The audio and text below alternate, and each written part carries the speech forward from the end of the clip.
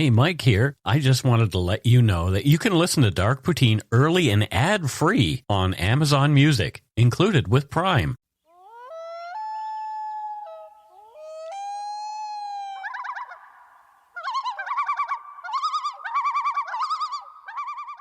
Hello and welcome to Dark Poutine. I am Mike Brown.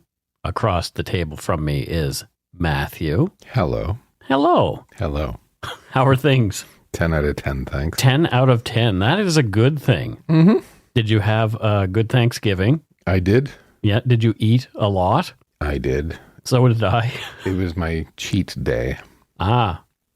Did it show? Yes. Oh, well. I somehow managed to go back to the weight that I was a month before from one bloody meal. Oh, geez. The views, information, and opinions expressed during the Dark Poutine podcast are solely those of the producer and do not necessarily represent those of Curious Cast, its affiliate, Global News, nor their parent company, Chorus Entertainment. Dark Poutine is not for the faint of heart or squeamish. Our content is often intense and some listeners may find it disturbing. We're not experts on the topics we present, nor are we journalists. We are ordinary Canadian schmucks chatting about crime and the dark side of history. Let's get to it. Put on your toque, grab yourself a double-double and a Nanaimo bar. It's time to scarf down some dark poutine. They're great. Are they? Yeah. You should say dark poutines. Well, the fries are great. There you go. Touché. And the cheese curds.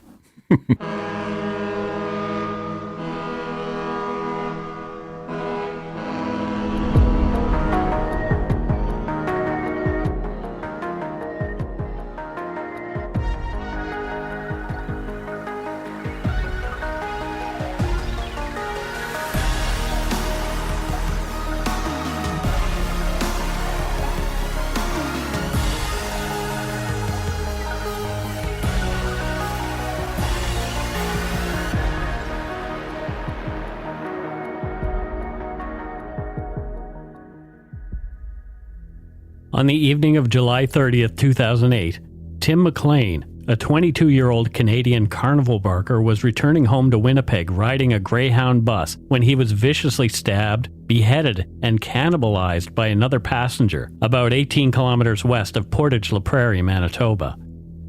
After arriving on the scene, RCMP watched for hours as the perpetrator, Vincent Lee, 40, desecrated Tim's body inside the bus after the driver and remaining passengers had fled, powerless to stop the man's frenzy. Less than a year later, Vince Lee was found not criminally responsible, NCR, for Tim McLean's slaying, but held in a Manitoba psychiatric institution from which he was released just 6 years later. You are listening to Dark Poutine episode 191, Horror on Bus 1170, The Death of Tim McLean.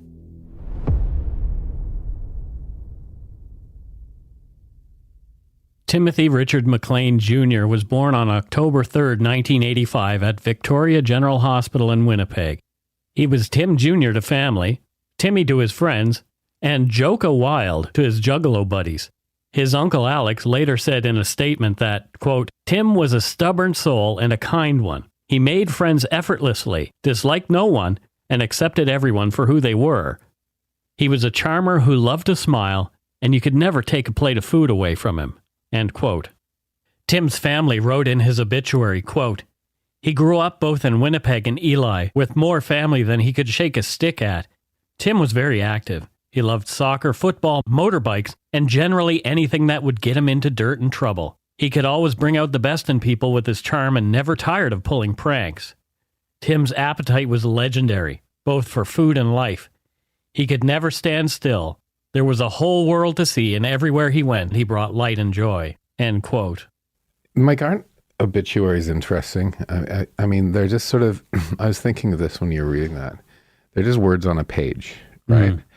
And you can't possibly express just through words the love you had or the loss you feel for like losing a son or the joy and the aliveness of the person. You just can't get that down in words. Well, that and trying to encapsulate someone's entire life in just a few paragraphs.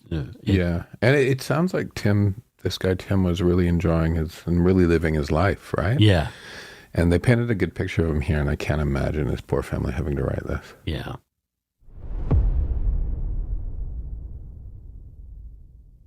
Tim was a good-looking, outgoing, fun, and compassionate guy, much loved by his family and many friends.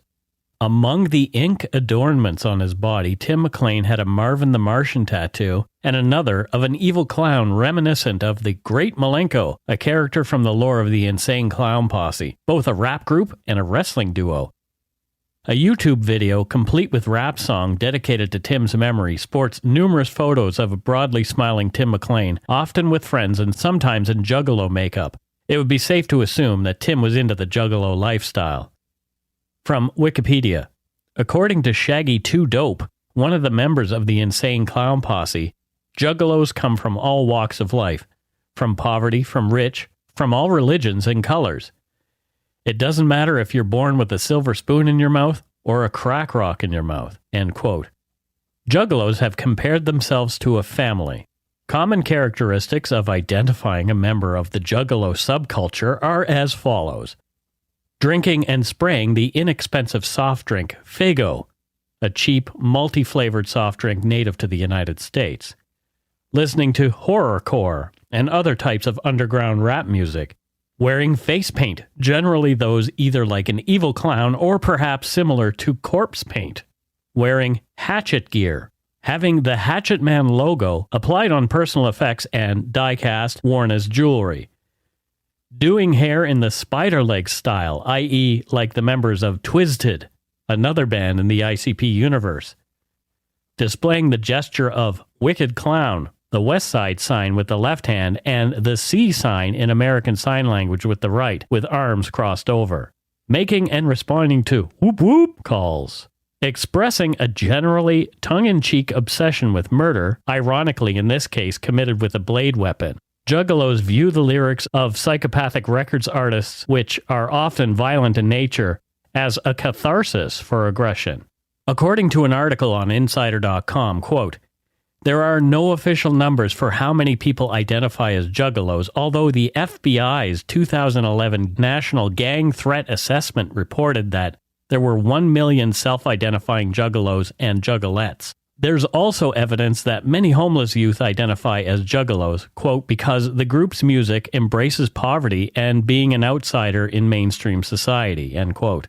That is according to a 2017 study published in the Child Psychiatry and Human Development Scientific Journal, which also found that, quote, juggalos are stereotyped as being violent, undereducated, poor, racist, crime-committing youth. Stereotyped. That's right. I'm not sure who funded that study, but I don't think they get juggalos.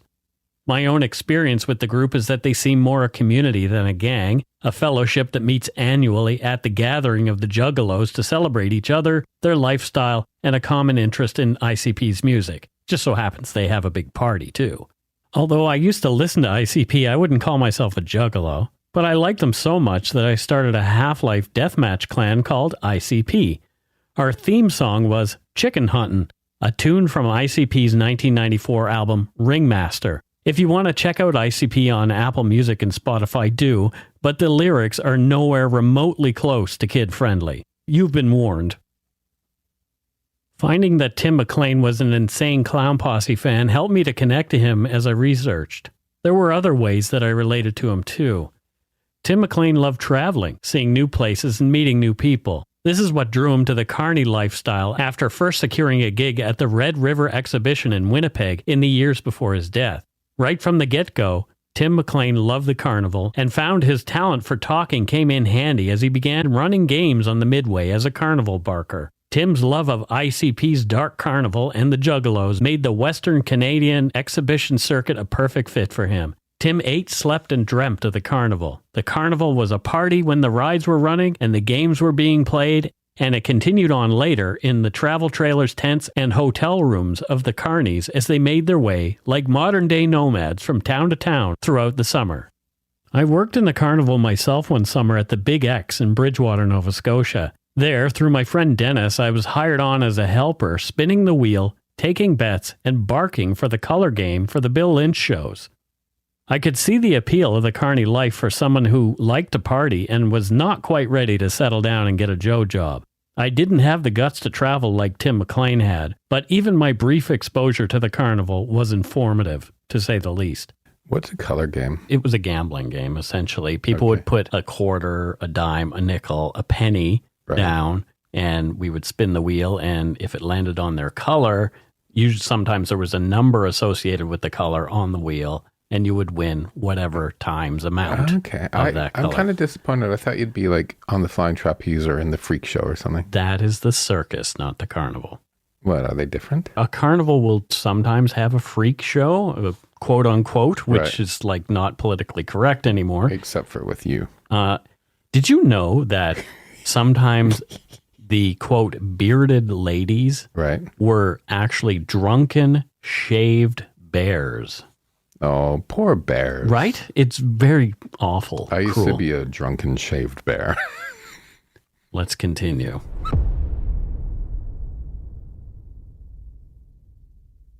After a successful but taxing jaunt to the Edmonton Capitol exhibition, Tim McLean was on his way back to Winnipeg to see his family. At approximately 12:30 a.m. on Wednesday, July 30th, 2008, Tim McLean boarded Greyhound bus 1170 in Edmonton, Alberta. Tim was looking forward to a week of R&R at home before he was to be off again to the Pacific National Exhibition, the P&E, here in Vancouver for one of the later shows in the season. He planned to use his time on the bus ride to begin chilling out by listening to music, texting with his friends, and napping. What would be Tim McLean's final bus ride was completely uneventful until a passenger named Vince Lee also boarded that Greyhound bus on July 30th, 2008 at 5:55 p.m. at Erickson, Manitoba.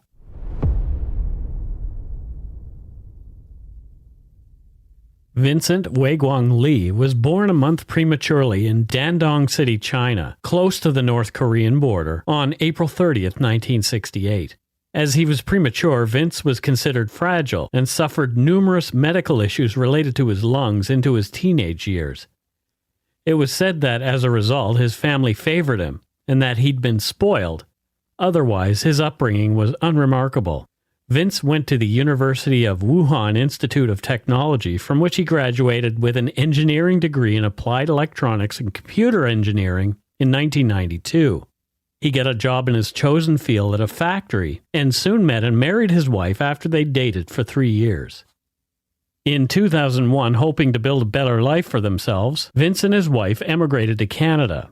Toronto was their initial target, but they eventually settled on Winnipeg as the cost of living there was much lower and their meager savings would go much further in the smaller city. Come to Winnipeg. It's cheap, but cold. Portage in Maine, apparently. Been told that that is the coldest corner to stand on in wintertime. Have you been to Winnipeg? I have been there, but in the summer, and only for a night. I actually really like Winnipeg, but Portage in Maine, it has this weird you can't cross, it's like the main downtown intersection. Sure, yeah. You can't cross the street. They have these like underground things. Oh, so you don't get hit by a car? No, I think it's because it's so cold. Ah, okay. But it's sort of like, it just sort of cuts you off from like, you see like the bank across the street and you have to go underground and figure out how to get there. I don't like it. One thing that stands out to me about Winnipeg was, it was years ago, this video went viral of a man pooping in one of the large plants in the mall in Winnipeg. Nice. Yeah, just dropped trow and took a dump. Random. In Jeffrey Waldman, MD, and FRCPC's chapter on Vince Lee in the book Shrunk, Crime and Disorders of the Mind, Waldman wrote, quote, "As is common with many educated immigrants in Canada, he had difficulty finding employment to match his training. His first job was working in the kitchen area in a McDonald's restaurant. His English was not good enough at the time to serve customers," end quote. I once worked with a man who, although he'd been a respected radiologist in Russia, after emigrating to Canada, was unable to pass his medical exams due to a lack of English proficiency. It was really frustrating for him. The best employment he could acquire was as a mobile security officer, like I was, a guy who'd just been to film school. Although frustrated and employed far below his capabilities, Vince was persistent and hardworking. With his wife also working at a local Thai restaurant, Vince was able to return to school and went to CDI College, where he completed a computer programming diploma in 2002, hoping to get back into something more aligned with his skills. His dreams were dashed when all he could get were low-paying labor gigs, and eventually began working at a Tim Hortons restaurant 2 years later. It was around this time that Vince later admitted that he had begun to hear voices and have strange and distressing thoughts. The voice he believed was coming from the sun told him he was the Chinese Jesus, and according to Jeffrey Waldman in Shrunk, quote, whenever he made decisions at that time, he would walk outside and stare at the sun to wait for instructions about what to do, end quote. In September of 2005, the voice from the sun that Vince perceived to be God's directed Lee onto a Greyhound bus to visit a friend in Toronto. But upon arriving, Vince realized he did not know where his friend lived. Over the next few days, he wandered around the city looking for his pal, talking to strangers, and spent all of what little money he had. The voice then directed Vince to go back to Winnipeg, so he started walking down the highway, where in an extremely confused and agitated state, he was picked up and taken to a hospital in Etobicoke by police and kept there on a psychiatric hold. From Shrunk, quote, based on his presentation that day in Etobicoke, he was diagnosed with schizophrenia catatonic state. Despite the description of the severity of Vince's symptoms, he was hospitalized for a relatively brief 10-day admission. During that brief stay, he was treated with multiple medications initially to address the psychotic agitation, including intramuscular olanzapine, an atypical antipsychotic, intramuscular clopixol acufase, a typical antipsychotic, as well as oral Risperdal, another atypical antipsychotic, at a dose of 2 milligrams 3 times a day. After a few days in hospital, an antidepressant agent, Celexa, was added at a dosage of 20 milligrams per day. The day before discharge, he was started on Epival, a mood stabilizer, at 500 milligrams twice a day. End quote. Vince's recollections of his stay in Etobicoke were hazy. He believed he was being punished for something and left the hospital against medical advice without medication, and contacted his frustrated wife, who helped him get back to Winnipeg, before filing for divorce and making plans to return to China. Vince then moved to Edmonton. He worked at delivering newspapers and several other jobs at the Clairview Mall Walmart during this time in Edmonton.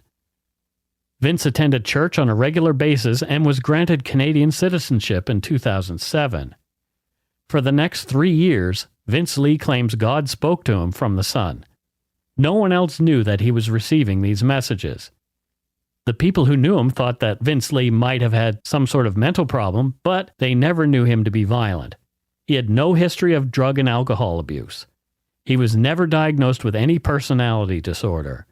However, eventually, the voice, now talking to him persistently, told Vince that he should start carrying a knife, which he did. At the end of July 2008, the voice told Vince he should start traveling again. He delivered his last batch of newspapers on the morning of July 28, 2008, and then bought a Greyhound bus ticket to Winnipeg. He was traveling under the alias Wong Pent. According to the Tim's Law website, before Lee got onto the bus, he sent a note to his ex-wife. It read, quote, I'm gone. Don't look for me. I wish you were happy. End quote. Even though his ticket was for Winnipeg, Vince Lee got off the bus with his 3 bags at the municipality of Erickson in Manitoba when the bus arrived at 5:55 p.m. For the next 24 hours, he wandered around the village of 487 people. He stuck out like a sore thumb. According to CBC, he spent a long time in the M&M grocery store and then, according to one witness, passed the night on a park bench.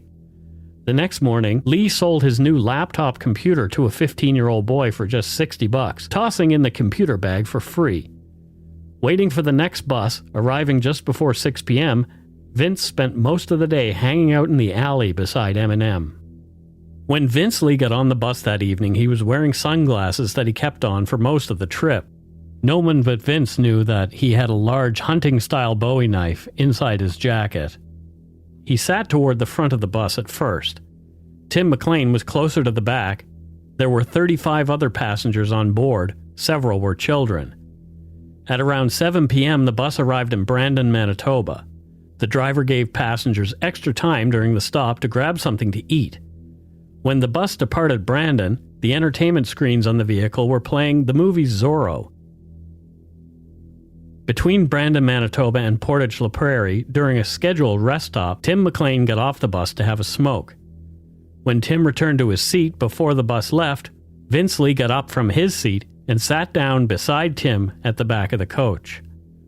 Witnesses later said that the pair did not seem to have any conversation. Tim McLean drifted off to sleep while listening to music with his headphones on.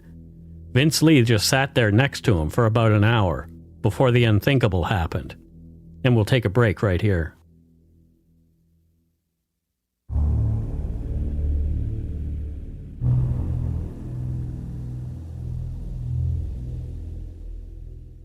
Thoughts on this story so far, Matthew? I kind of don't want to hear the rest. Yeah, it's tough from here on out. I mean, it's already been tough. When you told me we were doing this episode, I was like, no, yeah, it's hard. Mm-hmm. And this is another reason why I waited so long. I'll get into that more later on in the episode about why I waited, but yeah, that's a big part of it because what you're about to hear is super graphic. So the stuff you're going to probably talk about that's super graphic is what caught sort of the attention because this is global, worldwide news. But I think the other thing about this is that it captured people's attention because of the randomness of it. Yeah. Right? Just it was totally by chance that they ended up on the same bus together. From the Tim's Law website, quote, at approximately 8:30 p.m. on Wednesday, the 30th of July 2008, when Greyhound bus 1170 was approximately 18 kilometers west of Portage la Prairie on the Trans-Canada Highway, Vincent Lee began to repeatedly stab Tim McLean for no apparent reason.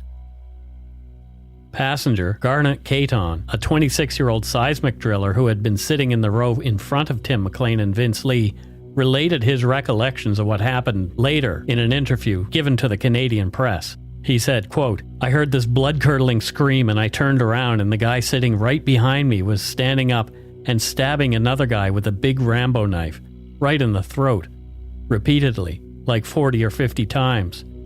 When he was attacking him, he was calm. It was like he was at the beach, added Caton. There was no rage or anything. He was just like a robot, stabbing the guy.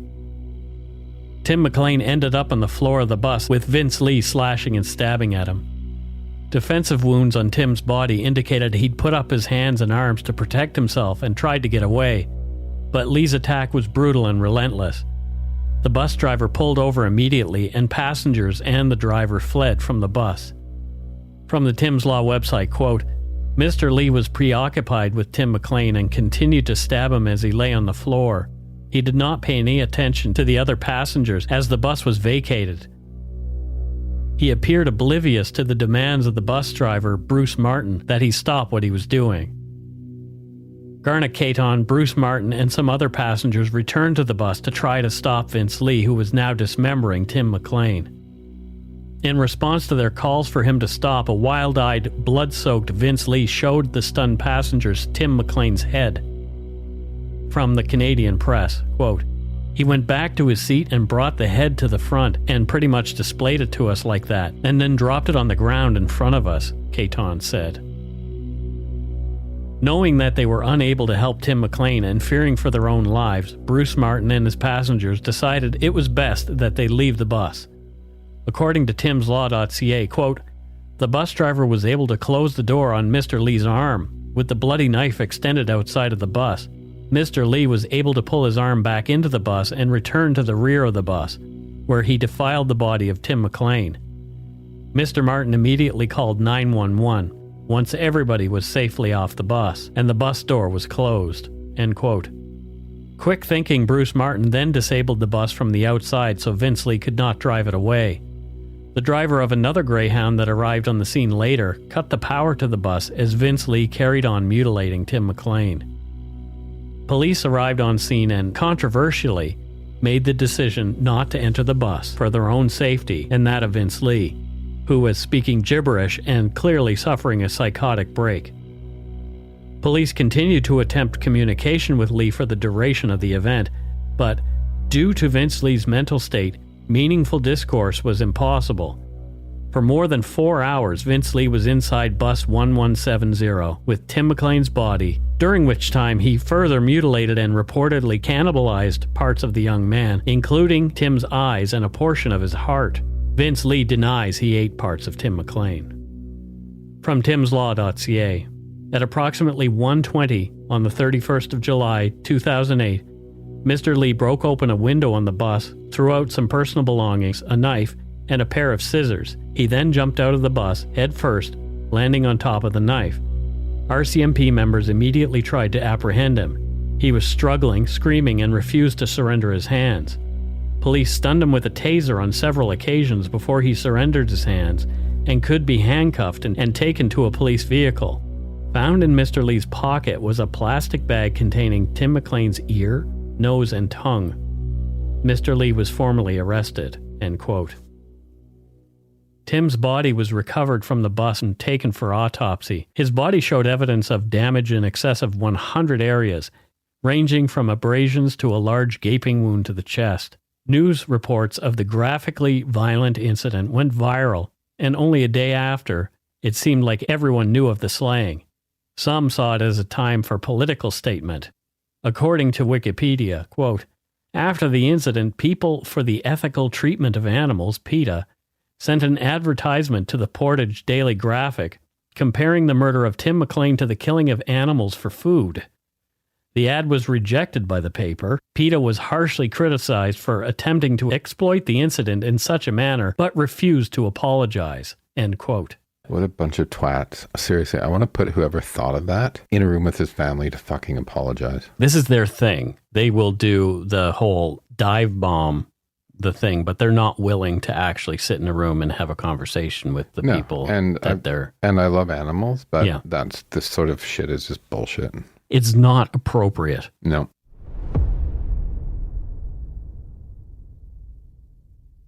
The week following the attack, Greyhound Canada announced it was pulling a series of nationwide ads, including the line, "There's a reason you've never heard of bus rage," end quote. By then, everyone had heard of bus rage. Being in marketing, this is like, shit like this keeps us up at night. Yeah. Right? You create something that's sort of innocent and fun. Yeah. And then something happens in the world that completely changes the context of what you've written. Yeah. And it was smart of them to pull that. Yeah. Well, had this not happened, that might have been a great ad for Greyhound. It would have been a great ad Yep. because that's the consumer benefit, if you will, is not dealing with other drivers. Someone else is doing the driving for you. I took the tube here. Yep. Because it's... Matthew calls it the tube. It's actually the Sky Train. Sky Train, Yeah. the metro, the subway. And I don't like taking public transportation very much, but, you know, I was actually on the Facebook and didn't even almost miss a stop. There you go. Yeah. A makeshift tribute with several crosses was set up by Tim's friends and family at the spot on the highway where Tim had died. It was there that people went to the grave for the kind-hearted young man who'd been taken from them so suddenly and in such a brutal way. They brought flowers, ribbons, and other tributes, as well as writing notes and poems of love to Tim on the crosses there. There were dozens of internet tributes as well. One group grew to over 50,000 members. Many posts were photo tributes and poems to Tim. One of those odes was included in his buddy Jesse Keller's video tribute to the slain young man. The poem is titled A Carney's Farewell to Tim McLean. It goes, "When the show on earth is over and the master says time to go, the angels here in heaven will be waiting for your show. We must go on as you beckon. We must quickly slot and fly. Yes, there is a carnival in heaven with bright lights and fun galore, and organ will sound sweeter than you ever heard before. There will be Eli wheels and scramblers, merry-go-rounds for wee ones too. God himself the supervisor, and the carny folks the crew. The angels in the ginny ride, playing music pure and sweet, for the cherubs on the horses galloping round on wooden feet. There'll be popcorn and cotton candy with a deeper shade of pink, perhaps a little sweeter, since it's made in heaven, don't you think? The jump from earth to heaven will be the grandest one of all, with no motor or truck stall. So let's make the show a good one while here on earth we dwell, So when we set up next in heaven, God will say, a job well done. A celebration of Timothy McLean's life was held on Saturday, August 9, 2008 at Westwood Community Church at 401 Westwood Drive in Winnipeg at 4 p.m. Vince Lee was charged with second-degree murder in Tim McLean's death and sent for psychiatric evaluation. Lee was refusing to assist with his legal representation. His only words at his court appearance on August 5, 2008 were, "Please kill me." Vince Lee's trial began in March of 2009. And after only 3 days of testimony, Vincent Weigong Lee was found not criminally responsible in Tim McLean's homicide. In his decision, Queen's Bench Justice John Scurfield said, quote, "These grotesque acts are appalling. However, the acts themselves and the context in which they were committed are strongly suggestive of a mental disorder.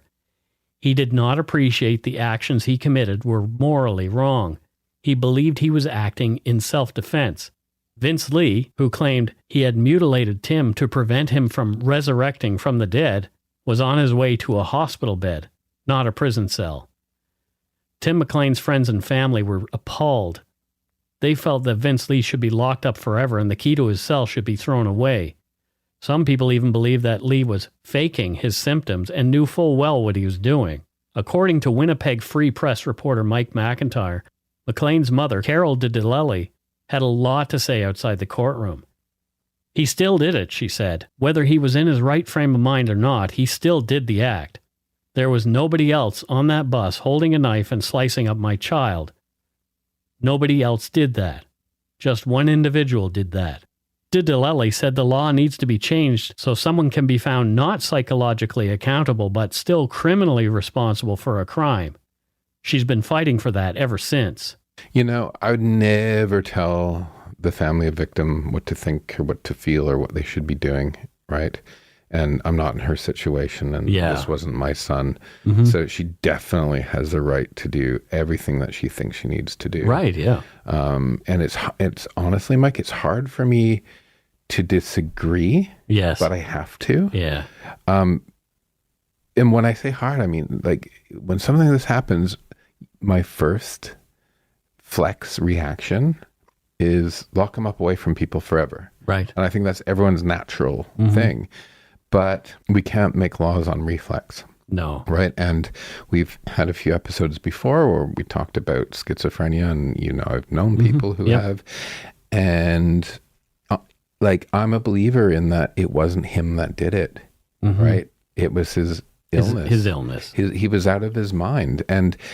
And for me, you can't be held criminally responsible if you're completely out of your mind, if it's essentially not you. Right. I think a lot of what, but it's hard, right? Because like, it's fucking horrible. Yeah. And again, like, I will never ever tell anyone that what they should think if they're a victim or a victim. No, and it creates not only is there a lot of anger that her son was taken away from her. Yeah.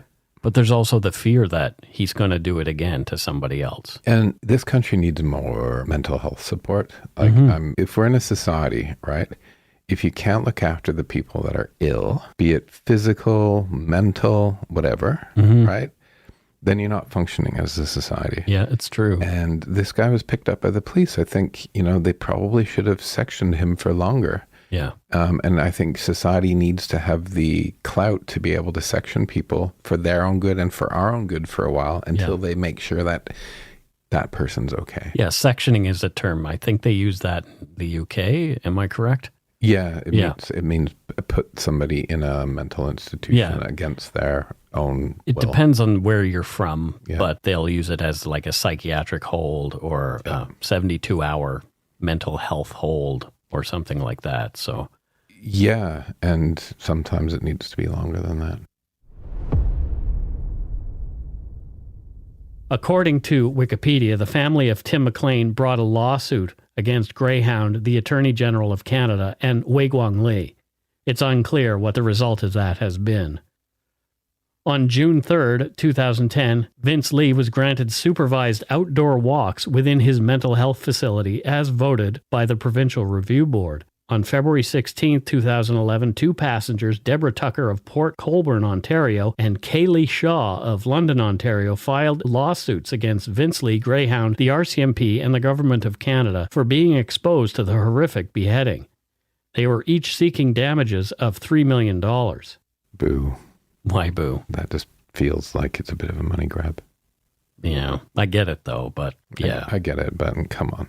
In 2012, Vince Lee was interviewed by Chris Somerville, CEO of the Schizophrenic Society of Canada at the Selkirk Mental Health Facility, where Vince was living. Vince Lee signed an affidavit agreeing to the publication of the interview. What follows is the bulk of the interview, which I will link to in its entirety on darkpoutine.com. After asking about Lee's background, much of which we've already covered, Somerville began asking Vince about the things that led him to kill Tim McLean and his feelings about that, the aftermath of McLean's death, and his subsequent treatment. Somerville said, "Do you have spirituality?" Lee answers, "I believe in Jesus Christ. He is my Savior. I try to follow God." Question: When did you begin to experience schizophrenia? Vince Lee answered, "In 2004. I didn't know what it was. I now know what it is. I began to hear voices that normal people do not hear. I thought I heard the voice of God telling me to write down my journey. The voice told me that I was the third story of the Bible, that I was like the second coming of Jesus. I was to save people from a space alien attack. That is why I traveled around the country. I am not sure of all the places I went to. I now know that it was schizophrenia I was suffering from." Somerville then asked, "Why did you do what you did on the bus?" Vince answered, "I bought a knife at Canadian Tire. I bought it for any emergency for the journey to protect myself from the aliens. I was really scared. I remember cutting off his head. I believed he was an alien. The voices told me to kill him, that he would kill me or others. I do not believe this now. It was totally wrong. It was my fault. I sinned. But it was the schizophrenia." Somerville then asked, "What else do you remember about the incident?" Vince answered, "I try to forget about it. I try to stay busy here. It is painful to think about." Somerville asked, "How do you feel about what happened?" Vince said, "I feel nervous. I feel painful. I am embarrassed. It was wrong." Question: Do you understand why people are scared of you?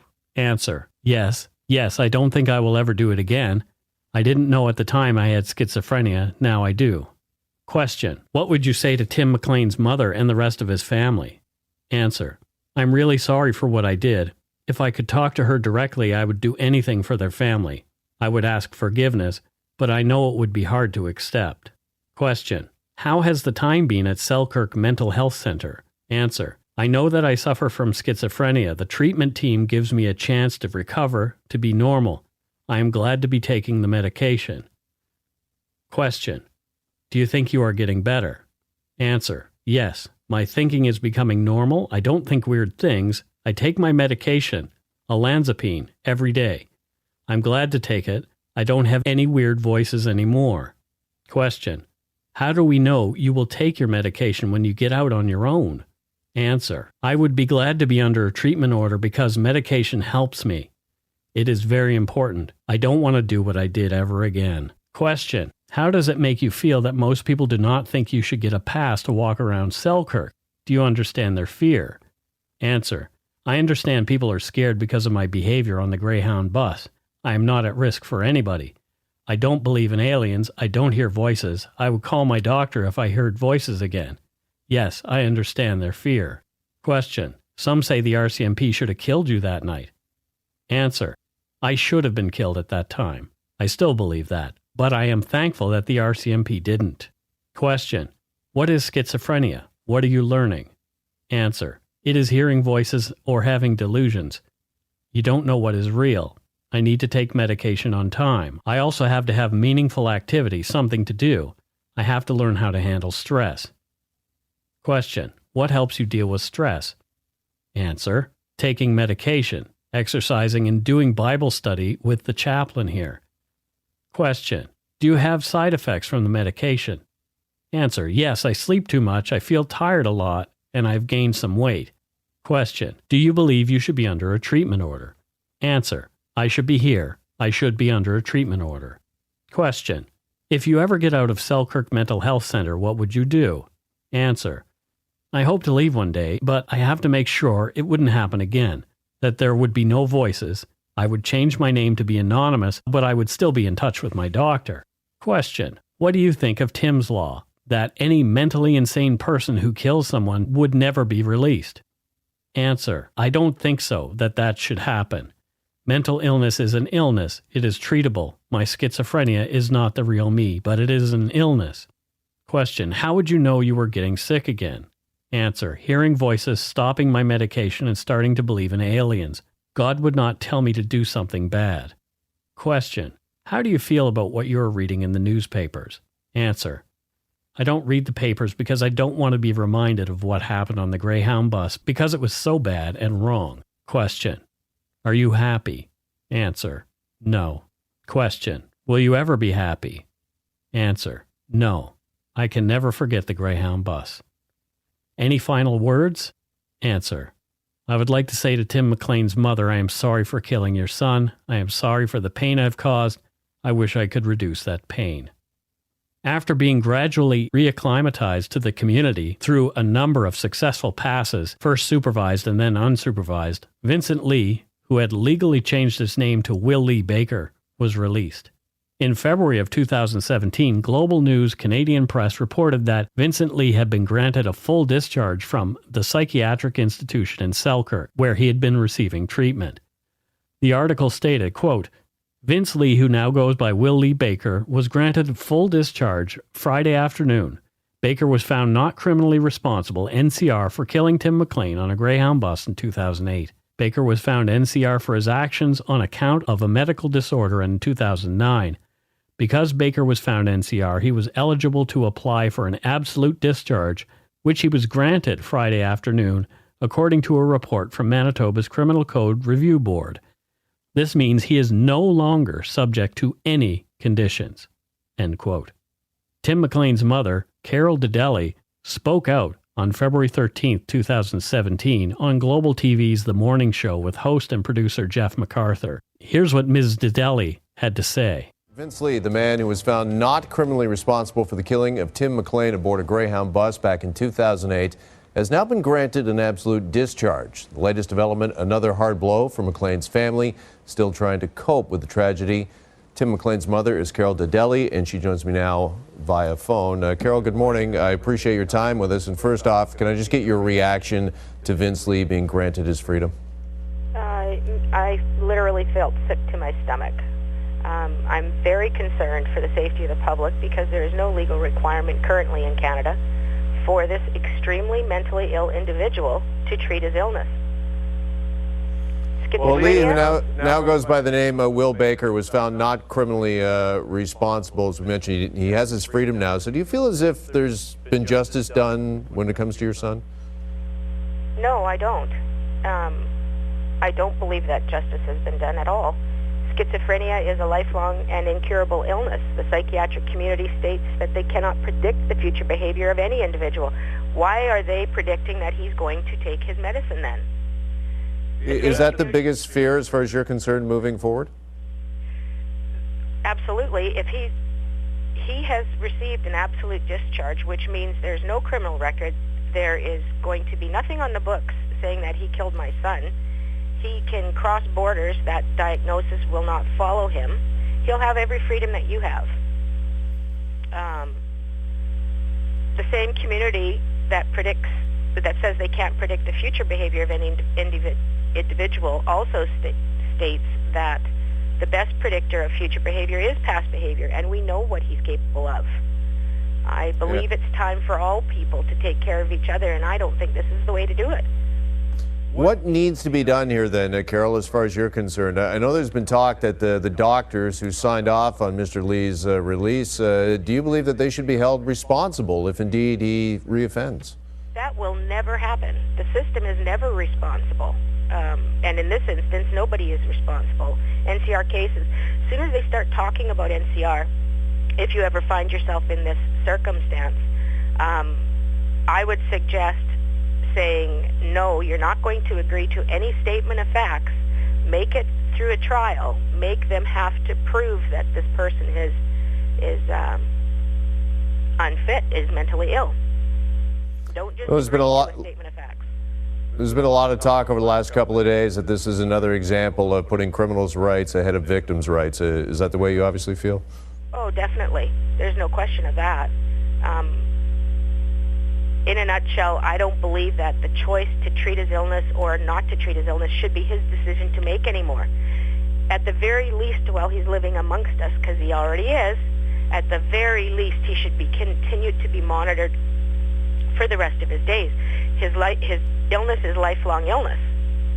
It's an incurable illness. He's not healed. He's not all better. That can't happen for a schizophrenic. All right, Carol Dedeli, I really appreciate the time, and I wish you the best over the coming days and weeks. Thanks for joining us this morning. Thank you.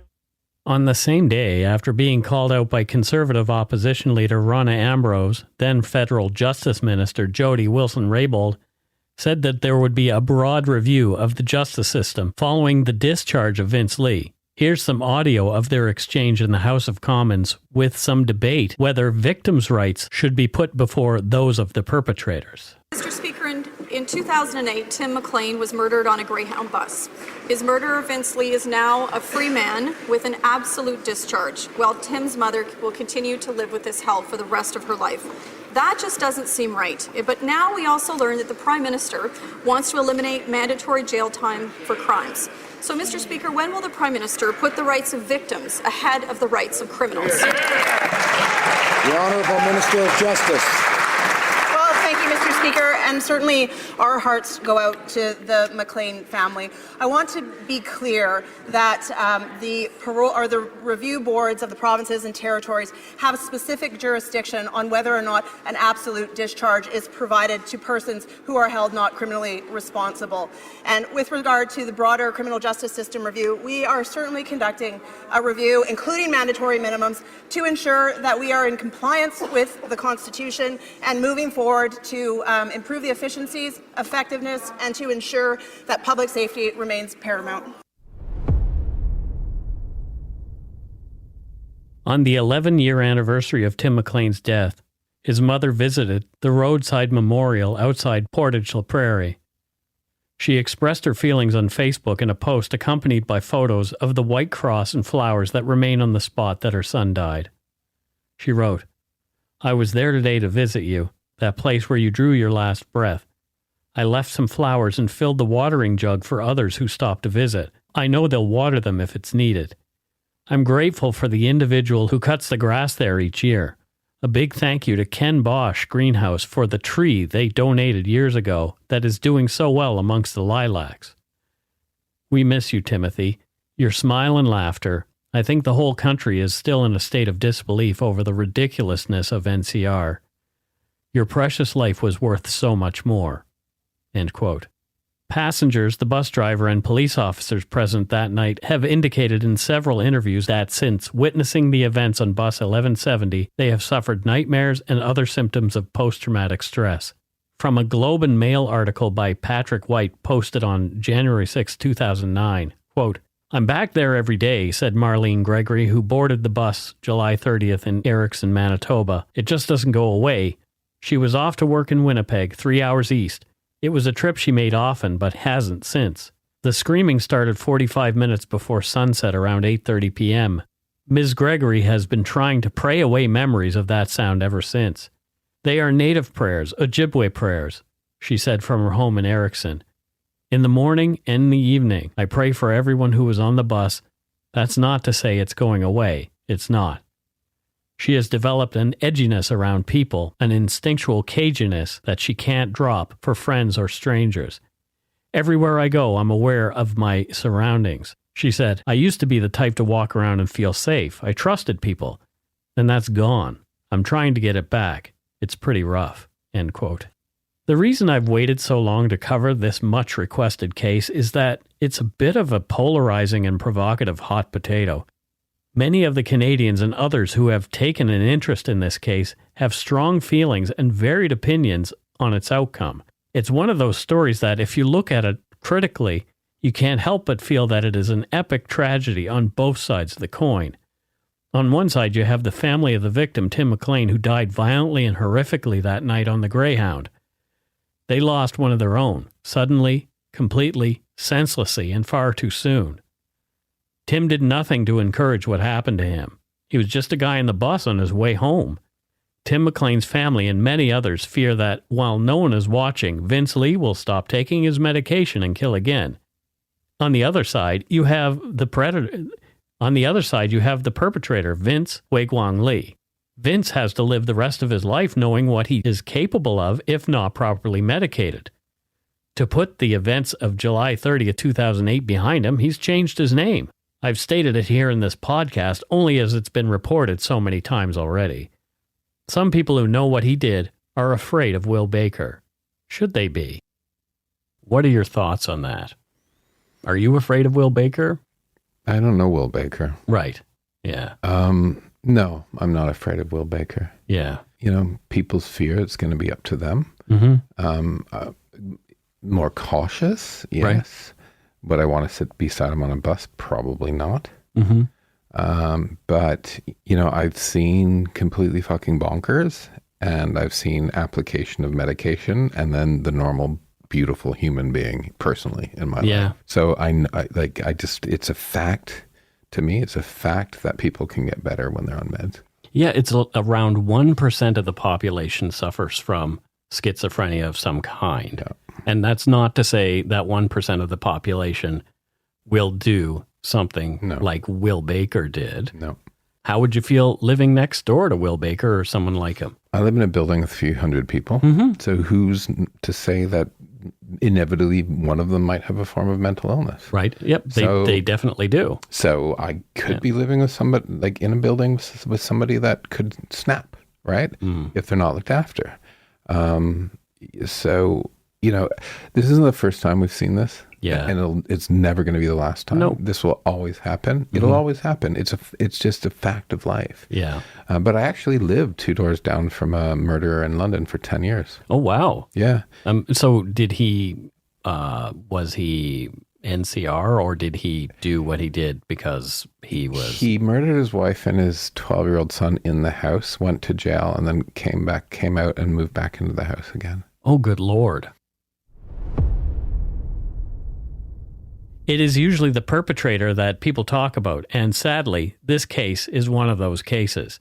Ask anyone who the killer was in the Greyhound bus incident, and many can tell you Vince Lee's name, while very few remember Tim McLean.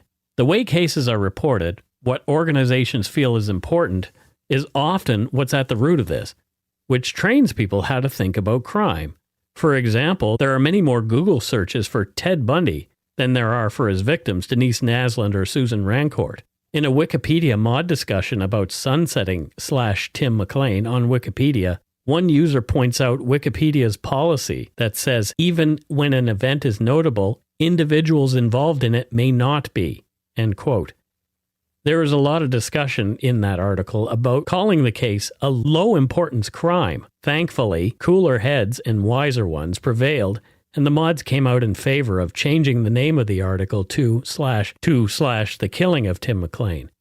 That's where you can find a bit more information on what happened that night along the side of the highway. Greyhound kept the bus that Tim died on in service, a fact that irked his friends and family.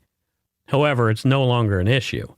According to a May 14, 2021 article on autoweek.com, quote, after almost a century of operations, Greyhound Canada has shut down permanently in the country last night at midnight, a year after the coronavirus pandemic took a toll on its already precarious business. The company announced the closure just over a year after the coronavirus pandemic had affected bus travel and other forms of public transportation in Canada and the U.S., although Greyhound's U.S. operations will continue. Greyhound's closure has left many carless people from remote communities across Canada's west without a reliable means of transport. Many are resorting once again to the dangerous practice of hitchhiking to get from place to place. Again from autoweek.com, Canada's Federal Transport Minister Omar Al-Ghabra noted the impact of the shutdown on intercity travel in Canada. He said, quote, I'm disappointed by Greyhound's decision to stop service in Canada. We know that many Canadians depend on this service. We will work with our provincial partners to explore options to address this gap and provide Canadians with safe, reliable, and affordable transportation across the country. Although there have been smaller bus operators who've stepped up to fill the Greyhound void, there are still not enough buses to meet the needs of poorer Canadians. It's a work in progress. And Tim McLean's mother is still without her son. And that's it for Dark Poutine episode 191, Horror on Bus 1170, The Death of Tim McLean.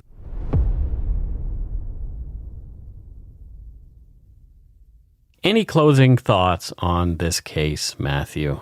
I know this one has been a tough one for both of us. I didn't like it. No. I don't say that. Sorry. Any closing thoughts? Yeah. These ones are always hard. Yeah. You know, when we have some asshole that has plotted out somebody's death, yep, there's a finger that can be pointed and everyone can say, fuck you, go to jail. Right. They have like a selfish motive of some description. But this like, we've done a few and this is just a goddamn mess. Yeah. The whole thing from top to bottom is a mess. Yeah. Yeah. It's very sad. I mean, I look at someone like Tim McLean, 22 years old. He hadn't even really started his life yet. No, it's so my sad. life didn't start until I was in my late 20s, really. Yeah. You know, so he was just doing his thing. He was being a young adult, having a great time, traveling around, making some money, meeting some friends, you know, having a party, you know, like, yeah. And then you have Will Baker, Vince Lee, who he came to Canada looking for a better life. The stresses of things got to him and exacerbated the situation. An underlying condition that he didn't really know he had. Exactly. Right? Yeah. Yeah, like I say, top to bottom, just tragic. Yeah. Tragic. Let's lighten things up. Yes, please. With some voicemail. That's right. It's time for voicemails. You can leave us a message at 1-877-327-5786 or 1-877-DARK-PTN. We'd love to hear from you. Let's see who called us this week. All right. And our first voicemail is one that is kind of fun for me because I've kind of wanted this for a while. So we'll see. You'll see what I mean when you hear it. Hey, fellas. Calling in from lovely Western New York, North Tonawanda to be specific. Just wanted to say I love the show. You guys do a great job, and it's a lot better than some of the other true crime podcasts you might find, down at the end and on the left. With that being said, go take a poop in your hat, and I believe you guys said once that you wanted to hear this on a call. Have a good one, fellas. Yes. Yay! Success. Tonawanda forever. Exactly. That's so cool. That is so cool. Thank you. I love me some first responder. That's so cool. First responder love. We're just like two 12-year-old boys. I know. It's like I'm like the guy. Siren. Yeah. Like when you're driving down the highway and you see a trucker and you put your arm out and he actually does it. You think it's like, oh, you've succeeded in life. Absolutely. That is success for me. Thank you so much. All right. Let's listen to another one.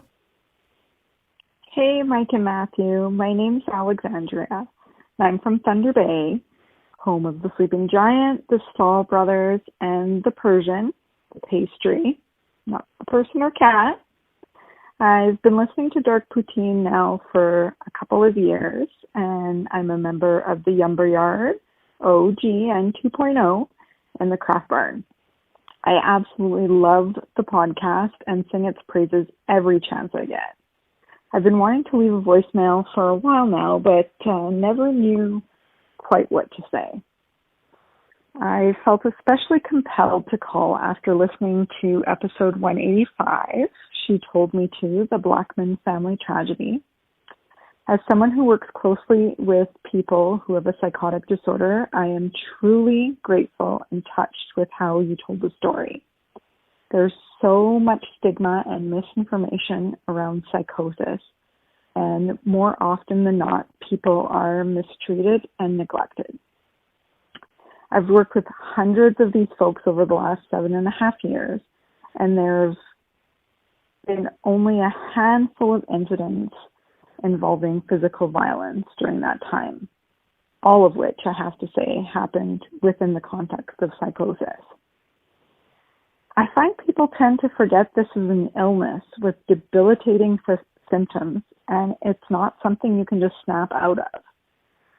Many of our clients, after holistic care, time, empathy, and lots of patience, they're able to find some sort of rehabilitation.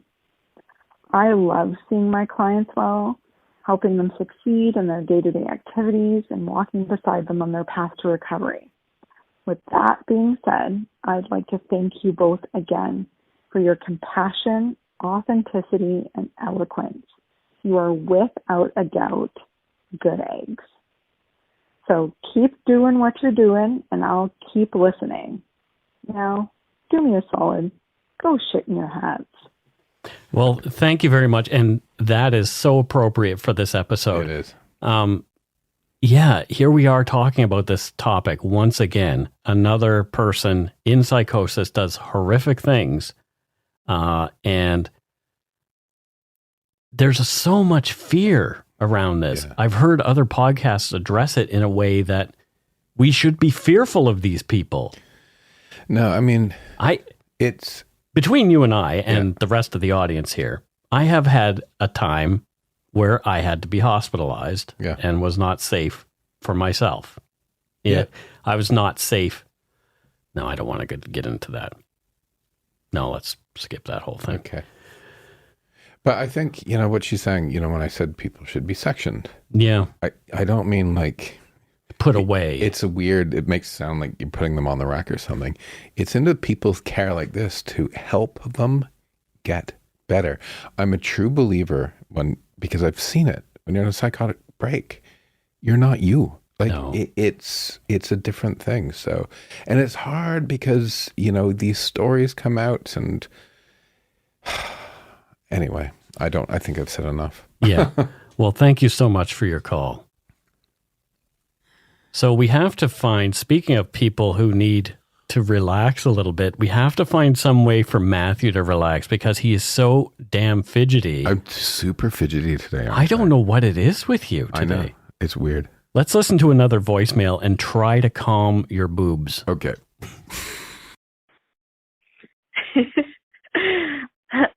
Hi, Doug Poutine. My name is Rhea. I just drove from Victoria, BC to Charlottetown, PI, and you guys kept me company the whole way across, and I just wanted to say that I love your show.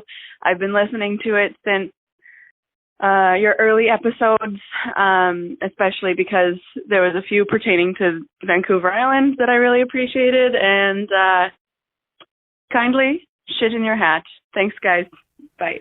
Well, I have done that cross-Canada drive myself, and I can say it is quite a feat. So congratulations for making it. And Matthew told me he's reading my book and falling asleep, and he has listened to the podcast, and my voice puts him to sleep. So you made it without falling asleep at the wheel. Congratulations again. That is amazing. I was keeping her awake. Maybe that was it. You listen to the early episodes with me and nap, and then later ones and get energized. It's exactly. Well, that's a long drive. I wonder how long it took her. Well, with stops, it took me a week. Wow. Yeah. What, you didn't just wear a diaper and drive the entire way? No, I'm not like some lady astronaut who wants to go murder somebody. And she's not a lady astronaut. She's just an astronaut. I guess you're. Okay, I'm not even going to say that because you're correct. Okay. I'm not some astronaut who puts on a diaper and drives herself across the country so she can murder somebody and back. So, yeah. Yeah, I hope not. Well, I was a cosmonaut, a bit of a cosmonaut back in the day. Cosmonaut. But that's cool. Like, I really do want to do that drive again, drive back to Nova Scotia from here. I think it would be fun to do again. I know I've done it once. It was on my bucket list. Back and forth I drove. And guess what? I want to do it again. I think you should drive west. I think you should start in Tofino. Mm-hmm. And then go so you can really do it. Drive all the way to Gander, maybe? Yeah. Gander, from Tofino to Gander. That would be quite amazing. That would be. Yeah. I don't know. I've never been to Newfoundland, so it gives me an excuse to go to Newfoundland. So I was there years ago. Yeah. I have landed in a plane on Newfoundland, but I have never seen Newfoundland outside a plane. So I went to a gay bar. Of course you did. And everyone was like, you're from away. And I met a guy and his last name was Organ, and it was really appropriate. Oh boy. Yeah. Well, there you go. Was his name Richard Organ? Dick Organ. No, I did it. I went there. Well, thank you so much to our voicemailers. We really appreciate that. Again, you can leave us one at 1-877-327-5786 or 1-877-DARK-PTN. PTN. We'd love to hear from you regardless of what you have to say. Generally, just make it nice. Don't be dicks. Exactly. And if you're stumped for what to chat with us about, a quick story is welcome. Or poetry. Oh, the only thing that I can think of poetry-wise is something from the McLean and McLean album. Right. And it is probably the most disgusting thing that you'll ever hear, so I won't say it. There once was a man from Nantucket? No. Oh. There is that, too. But there once was a girl from Pompeii. Okay. Yeah, we're not going to go there.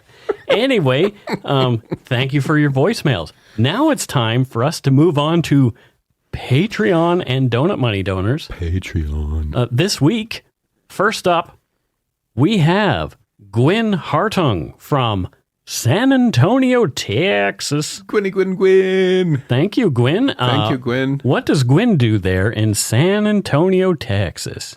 Gwyn gives West Side architecture tours. Whoa. Yeah. This sounds like you actually thought about this. Well, there's like Spanish eclectic and Tudor revival in the West Side. It's kind of like really funky architecture there. And I think she does tours. Does she give tours of the Alamo as well? And the basement of the Alamo where Pee Wee Herman's bike was kept after it was stolen? Is the Alamo in... Yeah, it is. In San Antonio? Yeah. No, she just does Spanish eclectic and Tudor revival. Okay, there you go. Well, thank you so much, Gwen. Thanks, Gwen. Next, we have Andrea Van Rickham. And I don't know where Andrea is from. She's from Holland. Well, that's what it sounds like. Yeah. Yeah. And having a Dutch family. She's from Rotterdam specifically. Oh, really? Yeah. Oh, there you go. My family's in Amsterdam. She invented slam and Rotterdam music. Wow. You know, there's a specific genre of like hardcore techno that's called Rotterdam. No. Yeah. Oh, wow. It's the truth. I wonder if my cousin Rude Wolf, who lives in Amsterdam, dances to Rotterdam. He might. Damn. Slam and Rotterdam. There's a lot of dams and ams and all kinds of interesting things. I have a lot of Dutch family. Do you? Yeah. We're probably related. Yeah. Yeah. I come from the short Dutch people and you come from the taller Dutch people. Most Dutch people are taller anyway. They are the tallest nation on earth, I do believe. No, my relations are married in. Oh, well, there you go. Yeah. Then we're related by marriage, probably. I come from the good side of the family. Next, we have from Qualicum Beach, British Columbia, Camille. Camille from Qualicum Beach. And what does Camille do there in Qualicum Beach? She's a beachcomber. She must make a lot of money being a beachcomber because not only is she a patron, she's our Donut Money donor this week. We love you. Right? Holy crap. Thank you so much, Camille. So, whilst combing beaches, has Camille ever found anything interesting? Yeah, shoes with feet in them. That was from you're hearkening back to the first episode of Dark Poutine. Oh, am I? Yes. The very first episode was Floating Feet. Wow, I didn't listen to that episode. Yeah, because it was terrible. It sounded awful. It is terrible. If you go back and listen to those other episodes, if you started on the most recent one, those early episodes, audio-wise, will probably disappoint you a great deal. Whenever I listen to a podcast, I always skip the first 10. Well, In our case, probably you shouldn't, because some of people's favorite episodes are there, like well, I wouldn't. The Halifax Explosion. I wouldn't skip Dark Poutines first time. Right. Wow. But any other podcast, I would. There you go. Well, thank you to all our patrons Thank you, guys. And Donut Money donors, past and present, for your generosity. It keeps to help the show going. It helps to keep the show going. You can become a patron of Dark Poutine at patreon.com/darkpoutine. For a one-time donation, you can send us donut money via PayPal using our email address, darkpoutinepodcast@gmail.com. If you don't already subscribe to the show, it'd mean a lot if you did. You can easily find Dark Poutine on Apple Podcasts, Spotify, or wherever you listen to your favorite podcast.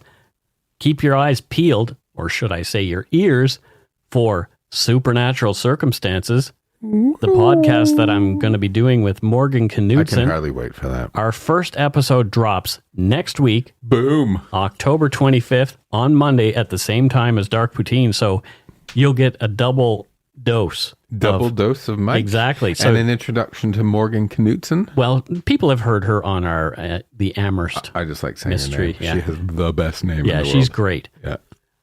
Also, my book, Murder, Madness, and Mayhem, it's a big month for me, is coming out in November 2nd. You can pre-order it on Amazon or via links on the Dark Poutine website. And speaking of our website, please check out darkpoutine.com for show notes and other cool stuff. Please, please, please take the time to give Dark Poutine a like or a follow on Facebook and Instagram. Most importantly, thank you for listening and tell your friends about us. Word of mouth is a powerful thing. Until we return, don't forget to be a good egg and not a bad apple. Bye all. Bye all. Chowder. Chowder.